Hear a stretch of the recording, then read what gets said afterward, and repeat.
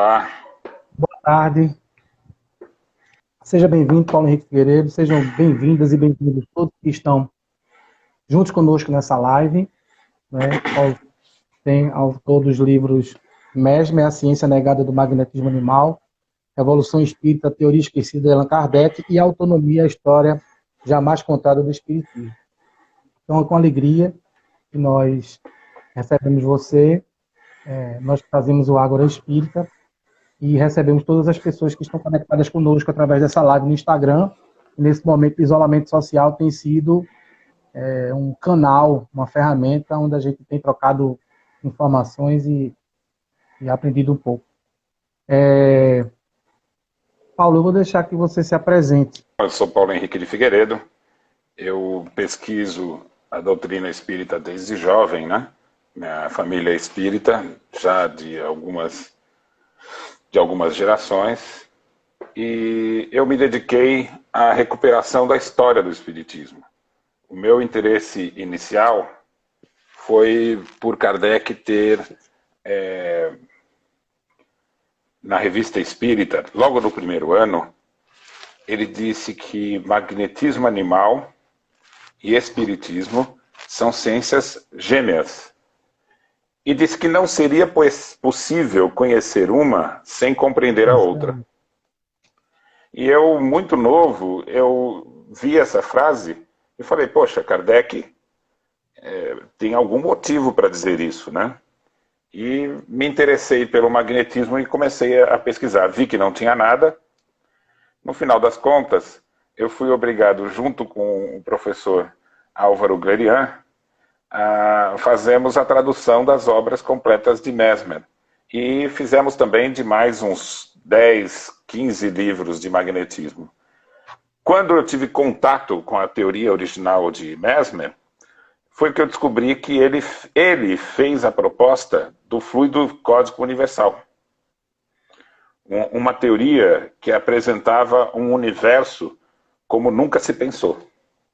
E quando os espíritos e Kardec fazem uso da teoria do fluido universal, eles estão associando o espiritismo com a teoria de Mesmer. Depois eu fui compreender que a teoria da cura de Mesmer é muito diferente daquela que é divulgada, e assim por diante. Isso acabou resultando no livro Mesmer. Em verdade, eu queria entender quais as relações entre magnetismo e espiritismo e por que era importante conhecê-lo para compreender melhor o espiritismo. Então, pesquisar Mesmer era só um passo da pesquisa. Mas como o conteúdo ficou muito interessante, eu procurei uma editora, ofereci e eles publicaram. E eu continuei pesquisando a minha meta, né? Que era ver a relação do magnetismo com o espiritismo. Quando eu entrei com uma pesquisa de época, desbravando o cenário cultural da época de Kardec, também encontrei coisas muito diferentes do que estavam sendo divulgadas hoje. O cenário do surgimento do espiritismo só era possível compreendê-lo como fenômeno cultural inserido na questão do espiritualismo racional, que era a cultura da época, a teoria oficial da França e que se expandiu para o mundo inteiro. Então, isso foi o foco da pesquisa do Revolução Espírita. Eu não sabia por que o espiritismo era muito diferente antes do que é hoje. Por que tudo isso ficou esquecido? Por que a relação também do magnetismo e espiritismo foi esquecida? Por que esse cenário do espiritualismo racional ninguém entendia e ninguém conhecia mais? Eu não sabia.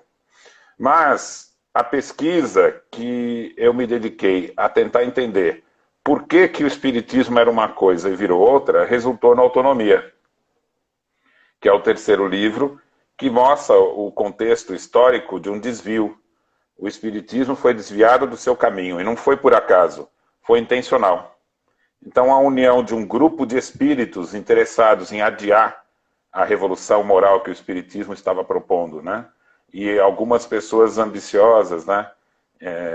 E algumas até mal intencionadas, que serviram a esse propósito, quase como marionetes, resultou no desvio do espiritismo do seu propósito inicial e da necessidade de restabelecer a proposta espírita como ela se apresentou. Então esse é o contexto desses 3 livros, né? Mesmer, Revolução Espírita e Autonomia. Certo. Eu queria começar com uma pergunta, seria baseado na terceira parte do livro Revolução Espírita, dentro dessa nova perspectiva, o que é o Espiritismo? Você quer começar com uma pergunta fácil, né? Você quer que... Agora eu respondo durante as 2 horas, né? Desse encontro. O Espiritismo, eu poderia falar várias frases aqui para defini-lo, né? Eu vou definir uma que me toca muito, né? O Espiritismo é o renascimento da proposta original de Jesus, que foi antecipada pelo trabalho de Sócrates e Platão, né? E vários, né, emissários do conhecimento, né, da lei universal na sua maior amplitude, percorreram o mundo também em épocas e momentos diferentes, trazendo essa mensagem. O mundo chegou no momento que estava presente a possibilidade de um olhar para as coisas que é o conhecimento científico. Então nós tínhamos o conhecimento religioso, o conhecimento filosófico, né, a cultura em geral, mas não havia ciência até então, que usa do método para produzir o conhecimento, que usa do trabalho coletivo, do aprimoramento geração após geração. A filosofia estava muito baseada nos grandes gênios, né? Do indivíduo que olha para o mundo e consegue criar uma teoria própria para entendê-lo, né? E começa e termina com ele, por mais que ele tenha discípulos e que se criem escolas. Já a ciência é um conhecimento que não é uma verdade absoluta, porque não cabe aos homens, né, conquistar a verdade absoluta, é uma visão das coisas. Só que essa visão, essa ideia, ela precisa ser confrontada com os fatos, para verificar o quanto ela se aproxima e quanto ela responde à realidade. E quando ela não responde plenamente, ela precisa ser aprimorada. Então, o Espiritismo, ele se fundamenta num conhecimento científico, com a diferença das outras ciências, de que a fonte original não é a indagação humana, mas o ensinamento dos espíritos. Então, nós temos um método criado por Kardec, para que a gente tenha uma fidelidade ao ensinamento dos espíritos, que é a universalidade do ensino. Mas também a própria doutrina, ela se aprimora, porque os espíritos só podem ensinar aquilo que a gente compreende. Então, a ciência que eles querem ensinar tem que ser compreendida por nós. Vamos imaginar que os espíritos superiores que elaboraram a doutrina espírita fossem grandes cientistas. Não importa o tema, vamos dizer que fossem cientistas da física. E eles estivessem lá nos seus laboratórios, nos seus grupos, nos seus trabalhos, pesquisando e descobrindo uma teoria. Em determinado momento, eles se reúnem e falam: vamos comunicar à humanidade a descoberta que fizemos. Você não precisa de uma pessoa dando essa comunicação.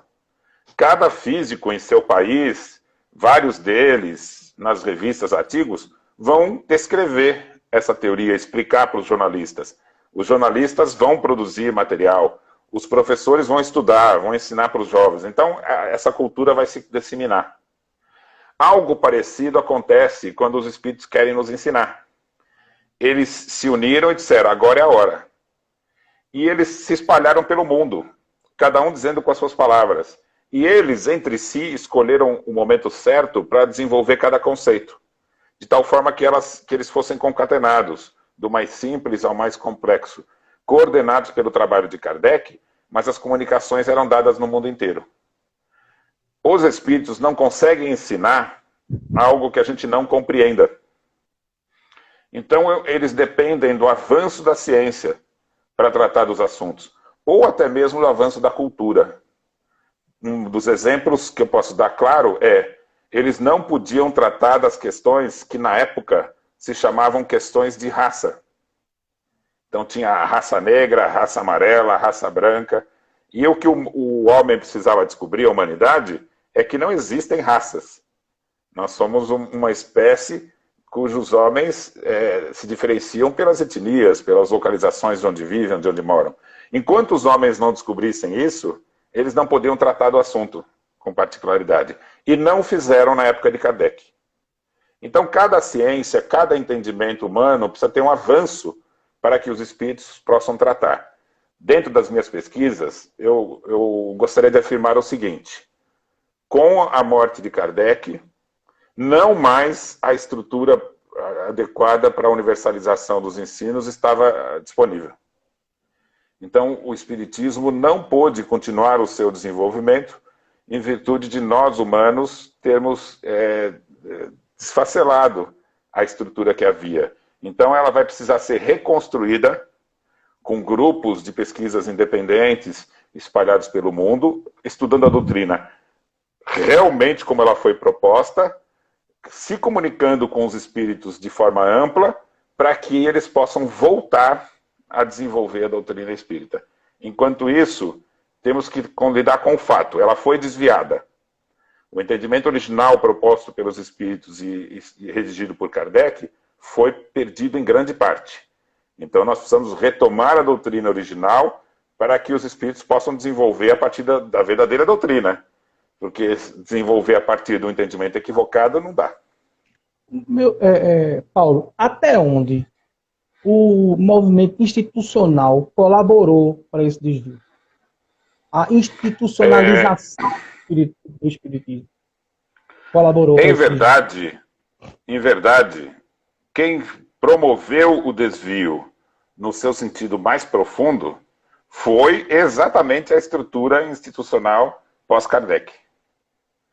Então, Kardec havia planejado um espiritismo conduzido de forma coletiva, sem hierarquia, sem que uma sociedade mandasse mais do que as outras, com o contato constante com os espíritos, porque os ensinamentos têm que partir deles. E assim que ele morreu, né, e as circunstâncias permitiram isso, que foi a invasão de Paris, o Ano Terrível, né, o período de 69 e 70, que Paris foi destruída praticamente, a população depois desse episódio precisou ir atrás da subsistência, né? A gente pode ter uma pálida ideia do que é isso pelo que estamos vivendo. Multiplique o que estamos vivendo por 10, 100, nós vamos ter uma ideia do que aconteceu com Paris. Né? Devastada. Devastada, sem alimento, sem nada. Cheia de doenças, as famílias, as casas destruídas, as pessoas tendo que reconstruir a vida. E nesse instante, os espíritas que estavam em torno de Kardec se dispersaram. E alguns homens assumiram a estrutura da doutrina forrados de ambições pessoais, de interesses financeiros, desconectados com a proposta de Kardec, e desviaram a estrutura da Revista Espírita, acabaram com a Sociedade Parisiense, e também sabemos, adulteraram a obra dele, e os textos que passaram a ser publicados na Revista Espírita diziam o inverso do que Kardec queria dizer. E isso também chegou ao Brasil, com os desvios pela divulgação da obra de Rustang, e o século XIX foi marcado por isso, de tal forma que a história contada do Espiritismo no século XIX e divulgada no século XX, ela é um queijo suíço de falsas informações. Então, tivemos agora um episódio que o momento é o adequado para reconstruir a história do Espiritismo. Mesmo porque nós temos acesso agora a milhares de manuscritos que vão contar outro Espiritismo, outro Kardec, outro movimento espírita francês e brasileiro, né? É importante também, você falou em Rustang, e eu queria só, antes de fazer essa pergunta, mandar um abraço para Francisco de Assis, o Emanuel Silvestre, Joselita, Manuel Gomes, Mônica Tavascos, Roberto Efrem, Zilda e todas as outras pessoas que estão nos escutando. E depois eu vou falando mais, Laercila. Vê só, a gente fala de Rusteng, fora a institucionalização, que a gente entende que a gente perde muito nesse processo de institucionalização, no sentido do espiritismo, tal qual ele foi instituído, para o Brasil especificamente, a gente tem toda uma questão cultural, que você já falou, porque o espiritismo foi trazido para o Brasil através dos filhos dos donos de empresa, que iam estudar direito lá fora e trouxeram os primeiros exemplares do Livro dos Espíritos para cá, ainda traduzido sem tradução, ainda no francês, no original. E a partir daí começou toda... Eu queria fazer uma pergunta só, dois questionamentos. A influência desse processo cultural de elite, de ter surgido na elite, na influência desse processo de desvirtuamento da doutrina, e também até onde Rusteng colabora com isso, aqui, no fato da institucionalização ter aceitado Rusteng como sendo uma proposta positiva. Olha, a história do espiritismo verdadeira, ela é muito mais rica e bonita do que a gente imagina. Porque os primeiros brasileiros que foram à França em busca da cultura francesa para que servisse de inspiração para a construção de um Brasil independente novo, que foi o que imaginou Dom Pedro II, quando mandou jovens para a França, esses jovens eram de famílias simples. Eles se tornaram grandes nomes importantes da nossa cultura, né? Engenheiros, pessoas muito importantes, né? Advogados, ministros, mas eles eram pessoas simples, alguns até com dificuldade financeira para se manter na França. E eles foram para a França num período de 30 a 40. Os três nomes mais importantes para o espiritismo são Gonçalves de Magalhães, Porto Alegre e Torres Homem.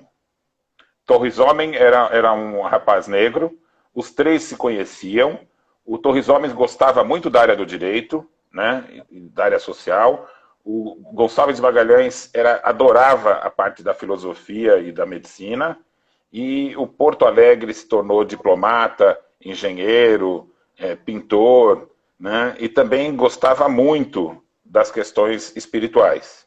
Olha que interessante. Os três foram convidados para um instituto que foi criado na França para o desenvolvimento da ciência e da cultura. Esse instituto, um dos participantes importantes que estavam lá, era o professor Rivail. Então, esses brasileiros, Porto Alegre, Gonçalves Magalhães e Torres Homem, conheceram o professor Rivail.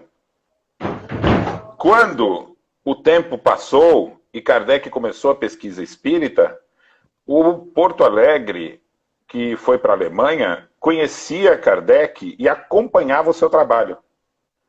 Nós temos os registros de Kardec enviando a revista espírita para ele. O Gonçalves de Magalhães, quando ele esteve na França, ele conheceu o espiritualismo racional, estudou na Sorbonne esse assunto, e também conheceu o magnetismo. Voltou para o Brasil, Porto Alegre foi para a Alemanha. Quando o Gonçalves de Magalhães volta para o Brasil, ele, junto a Dom Pedro II, ele vai implantar como a primeira escola filosófica brasileira o espiritualismo racional. E ele vai escrever, inclusive, um livro,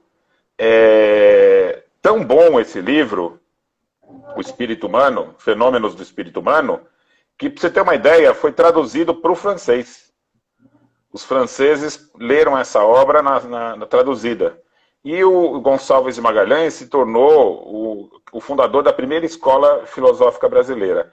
Quando Kardec começou a trabalhar o espiritismo, o Porto Alegre começou a fazer pesquisa de mediunidade, escreveu um livreto a respeito do espiritismo endereçado ao Brasil, e o Gonçalves de Magalhães, quando morreu, vários centros espíritas do Rio de Janeiro fizeram homenagens a ele, dizendo, o nosso filósofo espírita. Então, o espiritismo surgiu no Brasil fortíssimo. A sociedade acadêmica Deus, Cristo e Caridade, ela nunca foi uma dissidência, como os livros publicados pela FEB diziam. Essa informação é absolutamente falsa. Os centros espíritas não conseguiam, durante o Império, a sua aprovação. Por quê? Ou eles eram considerados uma afronta à religião oficial, que era o catolicismo, isso era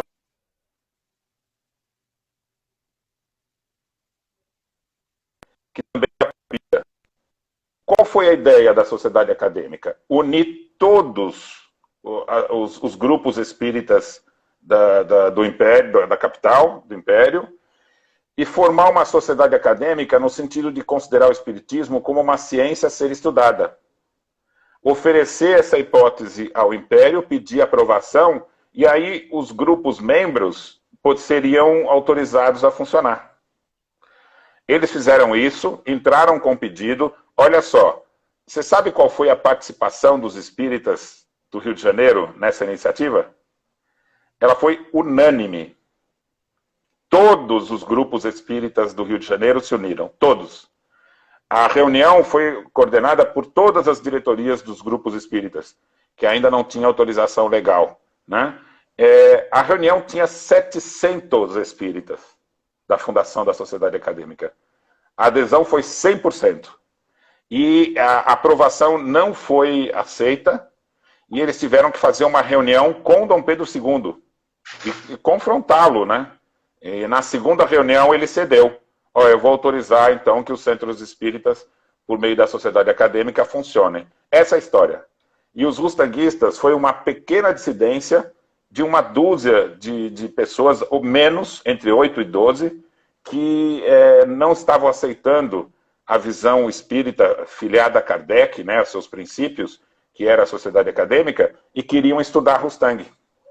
Esse grupo foi assediado por espíritos que disseram para eles: vocês são os escolhidos por Jesus para liderar o movimento espírita e trazer os ensinamentos do Rustang para o movimento espírita. Esse grupo viveu à margem durante muito tempo, não teve influência alguma, e eles foram dominar a FEB. Olha, o centro da União, que era da sociedade acadêmica, tinha 3 prédios. Eles tinham um palacete, que tinha um monte de sala. Em cada sala, várias pessoas, vários grupos estudavam, um por semana. Então eram centenas de grupos. Eles faziam palestras públicas. A FEB era um grupo que se reunia às sextas-feiras, numa sala de um segundo andar de um dos prédios do Centro da União. Então ela não tinha expressão. E ela cuidava da publicação do Reformador, que foi criado pelos diretores da Sociedade Acadêmica.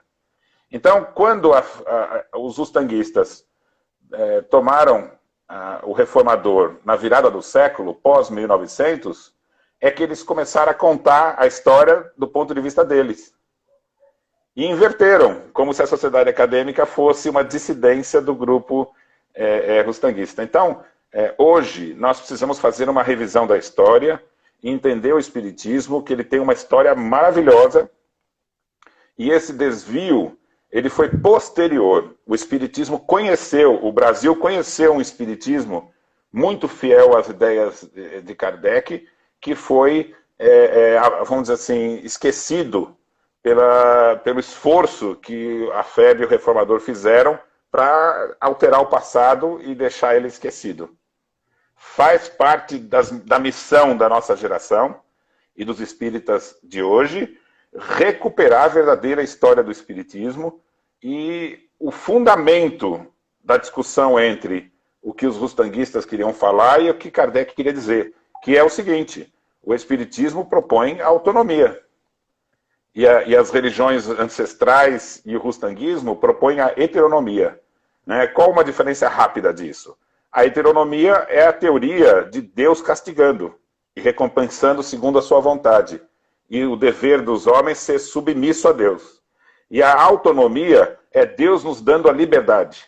E a responsabilidade sobre a liberdade que a gente conquista, construindo pelo nosso próprio esforço quem seremos no futuro.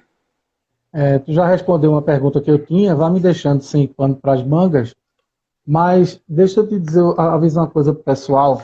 Bom, faça uma outra camisa. Vamos começar uma. Um abraço para Marta Alves, Lindenberg, que também chegou lá, o pessoal do Coletivo Girassóis, que está presente, Lucas Sampaio, Cessa Lima, Laércio, Aurea Lúcia, Lindenberg, Josélia Cordeiro. Eu vou fazer uma pergunta aqui, que eu acho que ela vai de encontro ao que tu estava falando. Você acha que este momento, um trabalho de pesquisa e resgate histórico feito por você, com a trilogia que o MESM, a ciência negada do magnetismo animal, a evolução espírita, a teoria específica de Allan Kardec, e a autonomia, a história jamais contada do espiritismo, com Adriano Calçoni, com Madame Kardec, a história que o tempo quase apagou, e Simone Privato, com o legado de Allan Kardec, por exemplo, estamos resgatando o autêntico espírito kardeciano. O que falta para resgatarmos e quais as consequências para o atual movimento espírita? Olha, garanto a você que nós estamos trabalhando para construir, ajudar a construir um pequeno alicerce. O que tem que se fazer para conseguir recuperar o espiritismo é um trabalho gigantesco.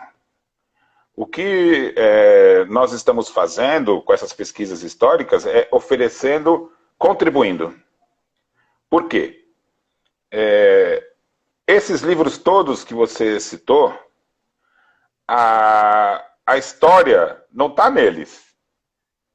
A história está no tempo. Ela está nos fatos ocorridos. O que a gente faz quando vai produzir um livro desse é debruçar-se sobre centenas, milhares de fontes originais, de documentos. Precisa ler as revistas da época, os livros da época, não só espíritas, mas da cultura em geral. Conhecer as pessoas. Por exemplo, em algum momento eu peguei uma pista do Magalhães. Mas como que eu posso saber qual a relação dele com o espiritismo? Aí eu preciso mergulhar na vida dele. Encontrar os livros que ele publicou, quem ele foi, onde ele viveu, com quem que ele se encontrou, o que ele fez na França. E aí é como se você tivesse com uma lanterna e você vai iluminando o passado e ele vai surgindo à nossa frente. Então, o livro ele não é uma conclusão. O livro é um relato de viagem. Olha, eu viajei por aqui, encontrei isso, e me parece que tem muito mais coisa para se descobrir lá. Então, o espiritismo ficou esquecido, e ele é como se fosse um país distante, né? Que as pessoas não iam mais lá visitá-lo. E alguns pesquisadores, e agora são muitos, estão indo lá. Vão ver como é que é, vem e conta. Né? Então, agora a gente tem que fazer uma revisitação. Os espíritas têm que conhecer essa pátria, né? Tem que descobrir esses valores gigantescos que Kardec conseguiu reunir num trabalho absurdo, né? Gigantesco, né? Uma síntese, né? Inestimável, que não é só atual. Na minha opinião, a tese de autonomia intelecto-moral de Kardec, ela é de vanguarda. Ela prepara o futuro. E eu me arrisco a dizer que nós estamos vivendo um episódio mundial, que é esta pandemia, que é um desafio. Um desafio que a única forma de responder a esse desafio com sucesso é levarmos em conta a responsabilidade individual, a liberdade, o ato livre. Porque você não vai conseguir impor regra alguma por meio de lei, né? E nem há tecnologia que resolva a pandemia. Tem muito a se fazer por meio da ciência. Tem muito a se fazer por meio de governos e de estruturas, né? Mas a solução mesmo precisa de um terceiro elemento, que é o dever, o ato livre, a caridade desinteressada, a solidariedade, né? E quando você ouve os noticiários, né, e assiste os noticiários aí da TV, você vai verificar que nos lugares mais simples, nas comunidades, né, que antigamente a gente chamava favela, são lá nas comunidades que nós vamos encontrar organizações inteligentíssimas de ato solidário. Não é assistencialismo, não. Por exemplo, no Rio de Janeiro, tem comunidades dividindo os moradores em grupos de 50 e colocando coordenadores em cada grupo em contato com essas famílias para descobrir quais necessidades elas têm para que o grupo organizador possa ir atrás das necessidades e distribuir. Ele chamou de líder de rua. Isso, e a necessidade, ela não berra. A pessoa que é uma pessoa trabalhadora, honrada, ela não sabe sair na rua e pedir. Então precisa alguém mesmo ter um contato, perguntar e ver o que está acontecendo. Então é uma sabedoria gigantesca o que está acontecendo. E essas soluções, como essa das comunidades, de autogestão, de organização comunitária, de divisão em grupos, de trabalhos solidários, isso é uma antevisão do futuro. Isso não é uma circunstância de emergência. Isso já é o que vai ser no futuro. No futuro nós vamos viver assim, com organizações solidárias e não concentração na mão de governos. Isso faz parte do velho mundo, né? Então agora, nós buscarmos viver como pequenas aldeias, né? Produções locais, o contato com quem produz perto, tudo isso vai ser a reorganização do mundo e que o Espiritismo previa, chamando a fase, né, de que estamos participando agora de regeneração. Ou seja, gerar um mundo novo, né? Abandonar o mundo velho para a gente conquistar um mundo novo. Eu vou fazer uma pergunta. Deixa eu avisar logo uma coisa do pessoal. Pessoal, a gente está com quase 60 pessoas aí. Vocês sabem que o Insta só dá 1 hora para a gente. Eu combinei com o Paulo. Quando o Insta encerrar, a gente vai voltar e fazer mais um momento. Então a gente vai fechar essa live e vai abrir outra para vocês tomarem conhecimento. A gente não vai encerrar. Então, se a gente estiver falando cair, eu vou voltar à live e a gente vai se reconectar. Ok? Um abraço para Jaci. Abraço a todos aí. Abraço a todos que estão nos ouvindo aí. Espero que cada espírita acorde para a necessidade que precisamos de fazer um trabalho coletivo de estudo, de divulgação da doutrina, para que ela retorne à proposta original de Kardec. Um abraço para Jacilin, Zenilda, Wilton Martins, André Castanheira, André Couto, Sandro Cândido, nosso amigo também, está presente. Eu queria fazer uma pergunta que não está no meu script. Depois eu vou fazer uma que a Lacila fez aqui. Não estava no meu script, mas como você vê o surgimento de grupos como o Ágora Espírita, como o Coletivo Espírita Girassóis, como a BPE, que tem o objetivo essa interpretação de Kardec, essa busca da literatura kardeciana, nesse resgate da revista espírita, os livros que, por exemplo, como que é Espiritismo, que são livros esquecidos de Kardec. A gente criou aquela ideia do Pentateuco, que, por exemplo, o Espiritismo é um livro que não é tão falado, não é tão usado, é um livro que eu particularmente gosto bastante. Como você vê o surgimento destes grupos e a forma de atuação deles? E como, não é, o que você pode sugerir para a atuação dele na colaboração do resgate que vocês estão fazendo? Porque, como você falou, eu achei bem interessante, os livros e o trabalho de pesquisa, eles são realmente um olhar de quem pesquisou também. De repente, se outro pesquisador fosse fazer o mesmo trabalho que você fez, ele fosse focar outras coisas diferentes daquela que você focou, porque cada pesquisador tem um insight, um tempo, uma percepção de mundo diferente. Né? Ele vai se debruçar sobre o mesmo material e cada um vai. Quer dizer, se eu for olhar o material que você olhou, talvez eu escrevesse de outra maneira, de outra forma, se outra pessoa Exatamente. Não é? Porque são percepções diferentes. Então, como nós, o Ágora Espírita, né, a gente vai fazer 3 anos, nessa pegada, nessa perspectiva de resgate, o nosso trabalho tem isso, uma pegada social também, porque eu acredito que não há uma percepção de Deus espírita sem um entendimento da questão social. Né? E essa coisa está muito junta de tudo isso que você resgata e que vocês estão resgatando com essa literatura. Como a gente pode ajudar na atuação concreta, como grupo, como coletivo, para ajudar nesse resgate? Olha, eu imagino a situação que nós estamos vivendo e a participação de grupos como esses como se o espiritismo tivesse quase esquecido. Ou seja, imagina uma escuridão. E o que a nossa geração está fazendo nessa nova fase da comunicação global, imagina como se fosse o nascer do sol. Cada grupinho está se somando e é como se a gente estivesse jogando luz sobre o planeta, né? Então, a recuperação do espiritismo não é um trabalho de poucas pessoas. É um trabalho coletivo e que deve envolver todos. Então, imagine assim, quando você vai fazer um grande cruzeiro, qual que é o tripulante importante?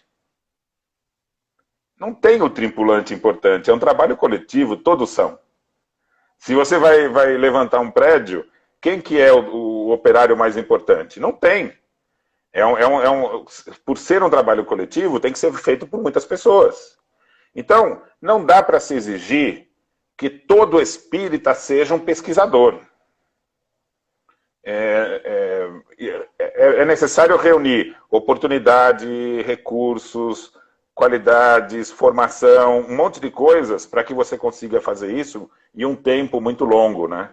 Agora, a pesquisa feita por vários e vários grupos é a única forma de criar cultura. O espiritismo, ele não é uma teoria que ela está dentro do livro ali. Ela é uma teoria viva, que para que ela tenha efeito, ela precisa mergulhar no... Eu ia usar uma palavra que não era adequada, mas eu vou usar só para vocês saberem o que eu pensei. Eu falei assim, o espiritismo tem que viralizar. Mas viralizar hoje não tá... Não é a melhor palavra. Mas a ideia é exatamente essa. Ela tem que contaminar a sociedade, né? Atingir pessoas com olhares diferentes. Então, como você falou, na hora que eu vou escrever, eu vou dar um olhar a partir do meu ponto de vista. Quando cada grupo se forma, ele é a soma do ponto de vista de várias pessoas. Então, a riqueza é imensa. E vão surgir agora materiais que nós estamos nos debruçando sobre ele, e muitos pesquisadores estão se dedicando com muita força a eles, que são os milhares de manuscritos. São mais de 2.000 manuscritos. E a única forma da gente conseguir absorver o que tem neles é por meio de grupos de estudos. Eu tenho uma visão pessoal, pela experiência que eu estou tendo nos últimos anos, de que é preciso que se fortaleça, nasça e se fortaleçam os grupos virtuais.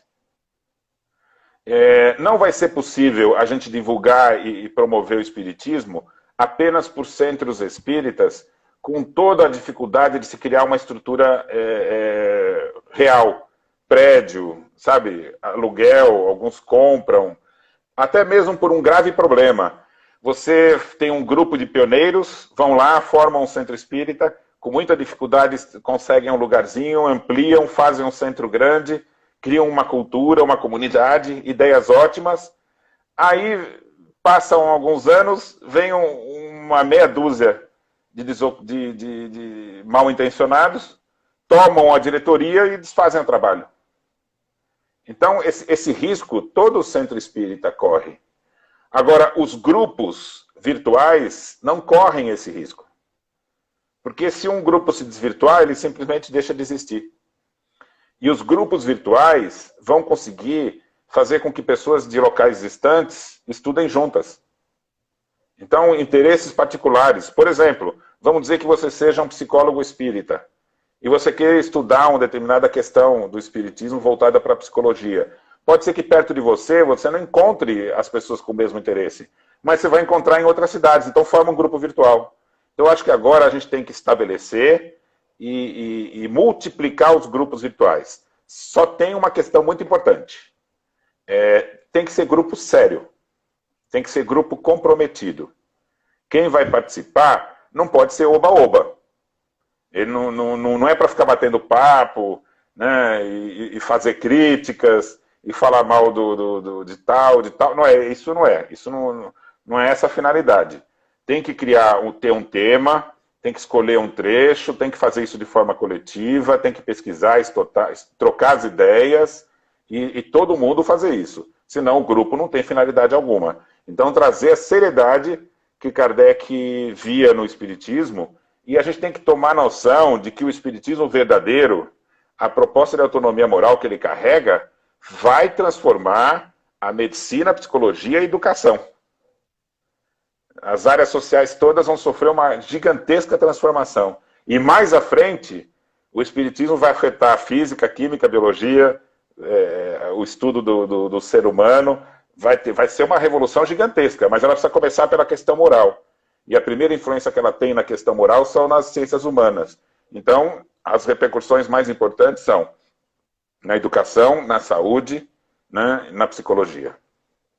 Essa é a vocação da doutrina espírita. Eu acho isso muito bacana, a tua resposta, porque ela vem preencher alguns anseios, não é?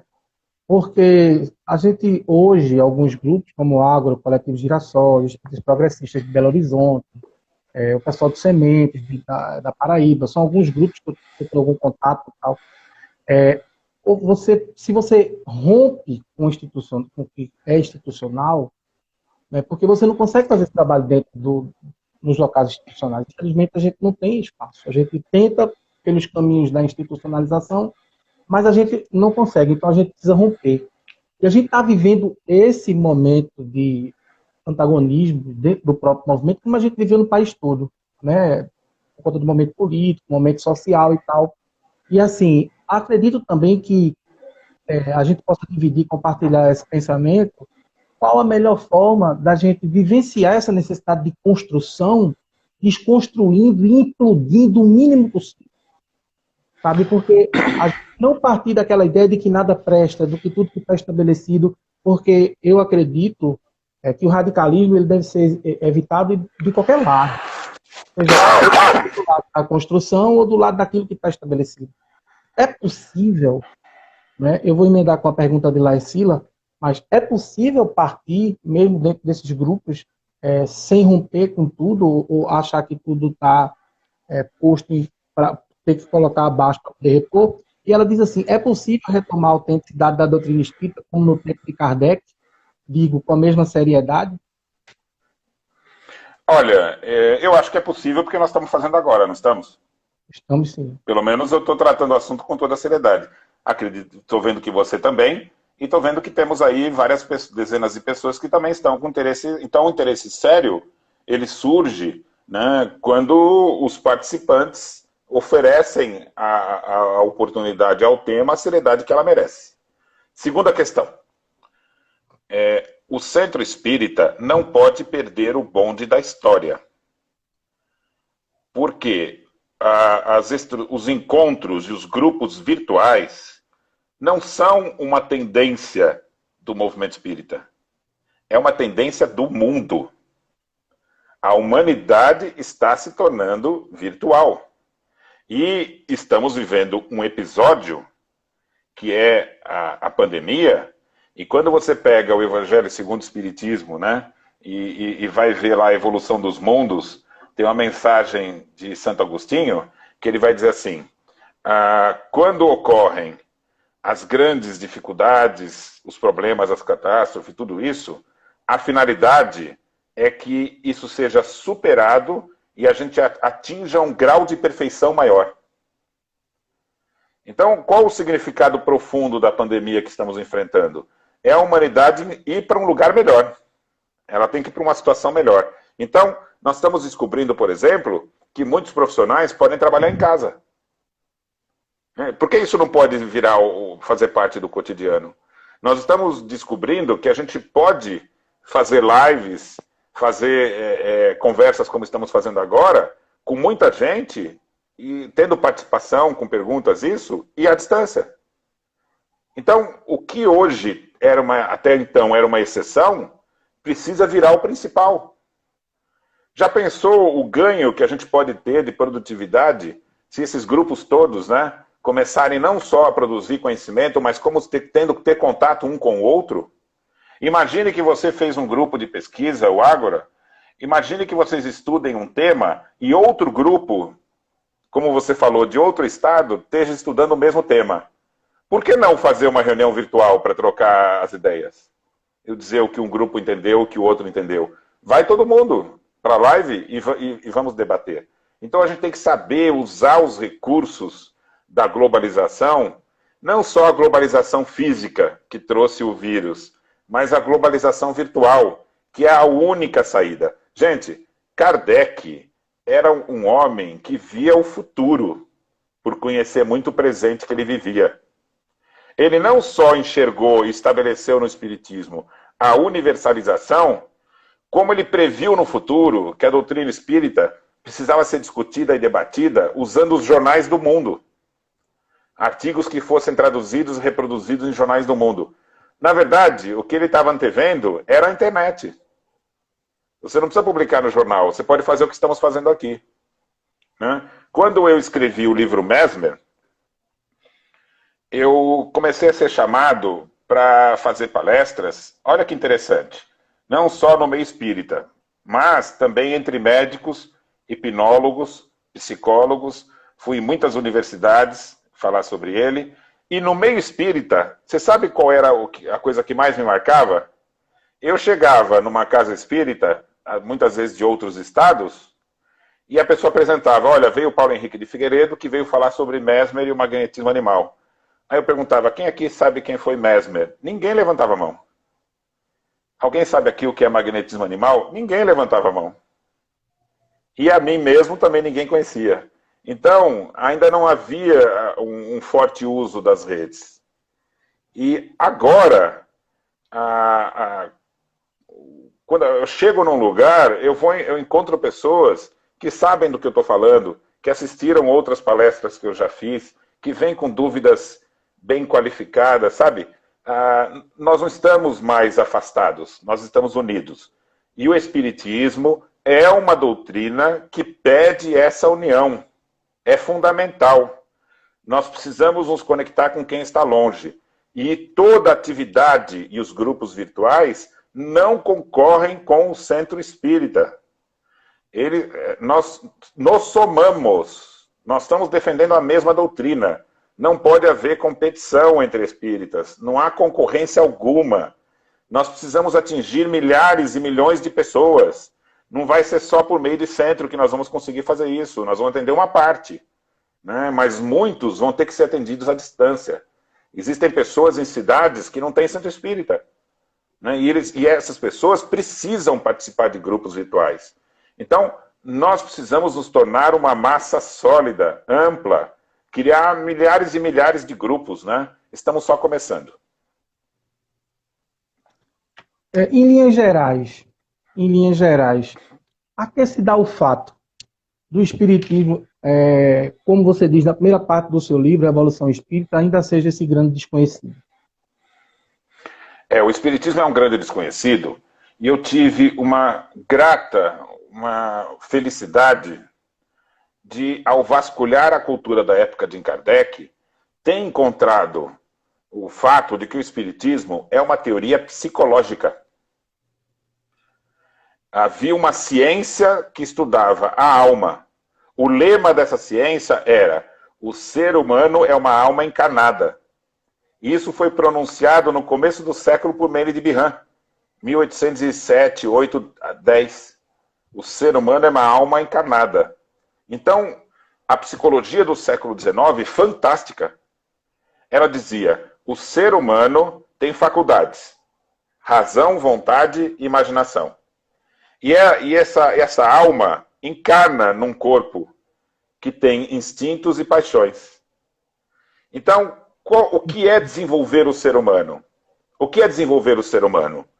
Diferente dos animais, que são controlados pelos instintos e paixões, o ser ele se torna humano quando ele desenvolve as faculdades. Então, como nós estamos ligados a um corpo animal que tem instintos e paixões, se você não deixar o indivíduo desenvolver a sua razão, ele vai ser condicionável como é o animal. Enquanto que o despertar da alma é permitir que o indivíduo desenvolva pelo seu próprio esforço a capacidade racional. Da vontade, ele vai tirar a capacidade de escolher. E da imaginação, ele vai tirar a capacidade criadora. E essas três coisas estão relacionadas. Por quê? Você só sabe escolher se você entende. Então você precisa da inteligência para despertar o livre-arbítrio.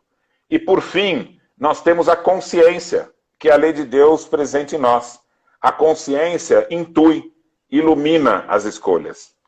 O Espiritismo vem demonstrar para a humanidade de que somos diferentes. Por que que um cientista ou um benemérito enorme é diferente de um selvagem? Por quê? Porque as almas começam todas simples e ignorantes. O que significa isso? O simples é sem o domínio da vontade. O ignorante é o sem o domínio da razão. Então, todos temos um começo simples e ignorante. E vamos, vida humana após vida humana, conquistando o desenvolvimento das faculdades pelo próprio esforço. E aí passamos a nos tornar responsáveis pelas escolhas. Então, olha que coisa fantástica. Deus não vigia ninguém. Deus não castiga ninguém. Como Deus tem a eternidade para esperar que você melhore, Deus também não precisa nem perdoar. Porque ele não se sente ofendido, ele sabe que você vai se modificar. Então, não havendo nem castigo nem recompensa, você está lidando com seus próprios sentimentos. Se você desenvolve imperfeições, você tem o sofrimento moral. Se você desenvolve as qualidades, você conquista a felicidade. Então Deus não dá a felicidade para você. Ele dá as condições que você a conquiste. Deus não te impõe um sofrimento. Ele só construiu o universo de tal forma que quem insiste num ato equivocado, que ele sabe que é equivocado, sente sofrimento moral. Então, olha só, pode ser que a doutrina espírita dê um pouco de medo para quem a conheça assim, num primeiro momento, a verdadeira doutrina. Porque você está diante do universo sem ninguém te vigiando. E o objetivo é que você só torne senhor de si mesmo. Conforme você domina a si mesmo, você vai ser útil. De que forma? Coletiva. Aí vem a segurança. A segurança do espírito é que quando ele faz o bem, ele não faz sozinho. Você está se conectando com uma rede enorme de bons espíritos. E isso traz segurança, paz, tranquilidade e felicidade. Tem coisa melhor que isso? Não. Então é uma doutrina esclarecedora e libertadora. Por isso que ela é o Consolador prometido. Consolador porque ela vem trazer uma nova visão de quem somos. E você então, se sentindo forte na compreensão de quem você é, você pode colaborar para o mundo se tornar melhor. Como você pode ajudar o mundo a se tornar melhor?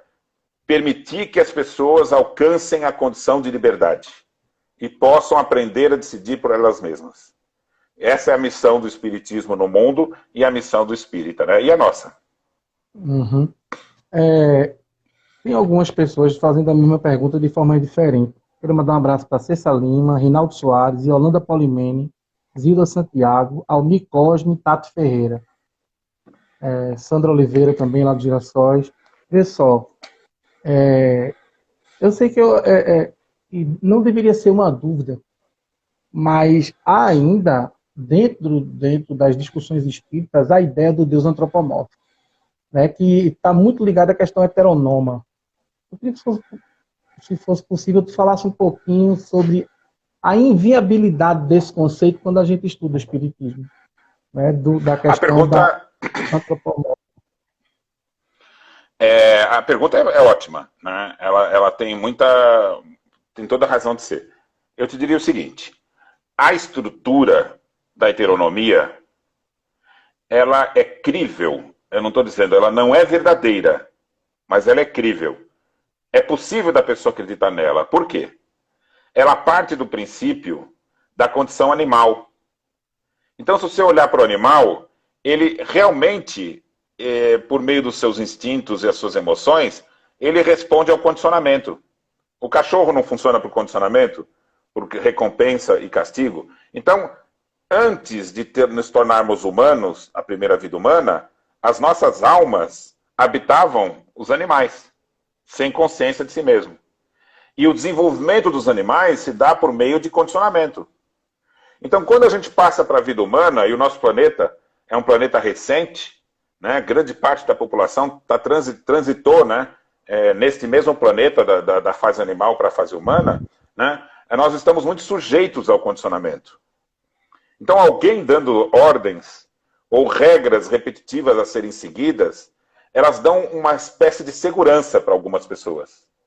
Mas a finalidade do Espiritismo é o despertar. Então, a figura de um Deus parecido com o homem é a base da heteronomia, que é o falso ensinamento. Como se Deus agisse conosco, como a gente age com relação aos animais. Então, olhar para a vida e achar assim, nossa, quando acontecem os problemas na minha vida, Deus está me castigando. Quando acontecem as coisas boas, Ele está me recompensando. Olha a armadilha. O indivíduo que está sofrendo e enfrentando dificuldades, ele fala, eu estou sendo castigado. Aí ele olha para o vizinho, que está acontecendo coisas boas, não, esse está sendo amparado por Deus. E aí ele passa a olhar para o planeta de uma forma errada. Traz para ele angústia, medo, né, submissão. Ele prefere não fazer nada do que errar. Então, a base para você trazer para o indivíduo esperança é dizer para ele, essa visão é falsa. Deus não age assim. Deus criou leis. Você é condicionável, como qualquer animal, com a seguinte diferença. Você pode escolher os seus hábitos. O animal ele é sujeito ao instinto, não consegue escolher. E se você se deixar levar pelo que os outros dizem que você tem que fazer, o seu comportamento vai ser conduzido por eles, pelas regras que eles criaram. E a finalidade qual é? Você conduzir-se para si próprio, escolher quais ações você quer fazer, quais você não quer. Então, o mundo velho já tem hábitos muito antigos. Como é que a gente faz para superá-los? O primeiro momento não vai ser coletivo, é individual. Eu vou mudar o hábito, de acordo com o que eu acredito. Você vai mudar, o outro vai. Aos poucos, a sociedade vai ser obrigada a absorver esses hábitos. Vou dar um exemplo aqui. Bem rapidinho. Pois não. Licença. Faltam 30 segundos, 20 segundos agora para cair essa conexão. Como eu avisei vocês antes, eu vou salvar essa e faltam 10 segundos, e vou reiniciar a próxima, e aí você entra do mesmo jeito, tá, Paulo? Fechado. Vamos lá. Faltam 5 segundos para poder cair. E aí você conclui sua pergunta. Mandar um abraço aqui para Doia, Janice Prado, Geni Ribeiro, Nirleide Soares, Aldo Alves, Mônica Travassos, Manuel Gomes, Seis Saquino, Zenilda, de Jardim Espírita Renascer, um abraço, Cessa Lima, Yolanda Polimene, Zilda Santiago. E aí você pode retomar, meu amigo, Claudene Jerônimo, todas as pessoas que estão colaborando aqui, participando conosco. Você pode continuar a sua resposta. Não é que o povo está voltando mesmo? Aí, ó, tá voltando aí. Está voltando. Então, veja. Essas questões que eu estou lhe apresentando, né, a respeito da psicologia humana, a questão dos hábitos, do condicionamento, da autonomia, vou dar um exemplo aqui. Havia, na época de Kardec, na psicologia, a distinção entre o que a gente chama hoje de hábito condicionado e o hábito adquirido.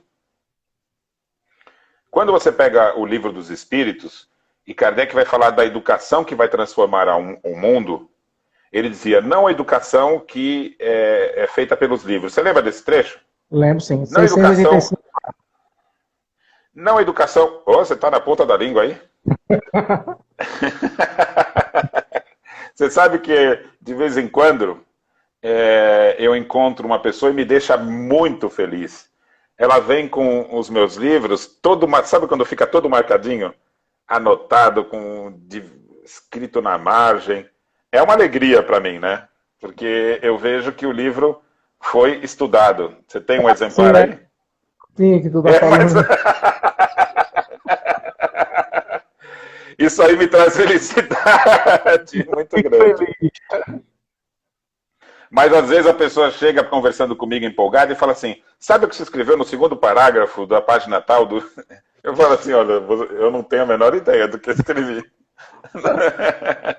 No segundo parágrafo daquela página.